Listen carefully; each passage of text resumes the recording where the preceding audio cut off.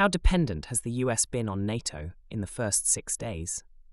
So far, the United States has not relied heavily on NATO as a formal alliance in the Iran war. The campaign has largely been conducted by the United States and Israel, with American naval forces, aircraft carriers, submarines, and regional bases carrying most of the operational burden. European NATO allies have mostly stayed out of the fighting itself, although some have provided logistical support, intelligence cooperation, or access to bases. In other words, NATO has been supportive, but not operationally central.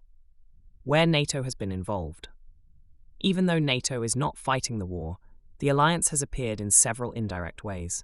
One important moment occurred when NATO air defense systems intercepted an Iranian missile heading toward Turkish airspace. Turkey is a NATO member, so the alliance's defensive systems were activated to protect its territory. However, this incident did not trigger NATO's Article 5 Collective Defense Clause, meaning the alliance did not formally enter the war. NATO countries have also contributed in quieter ways, allowing US forces to use bases and transit routes, increasing naval patrols in the Mediterranean, strengthening air defense around Allied territory. The UK, France, and other allies have helped with maritime security and defensive deployments, but they are not leading combat operations. Why the US is acting largely alone? There are several reasons for this limited NATO role. Many European governments did not want to be drawn into another Middle East war, especially one that could escalate quickly. There are also legal and political concerns, because NATO normally acts collectively only when a member state is attacked.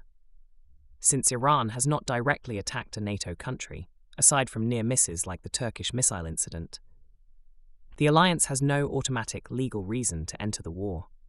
Could this affect NATO's support for Ukraine? Possibly, and analysts are watching this closely. The Iran war could influence NATO's approach to Ukraine in several ways. One issue is military resources.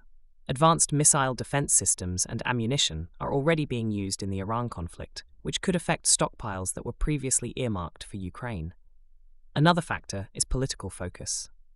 If the United States becomes deeply involved in a Middle East war, Washington's attention and military planning may shift away from Europe. There is also a diplomatic dimension.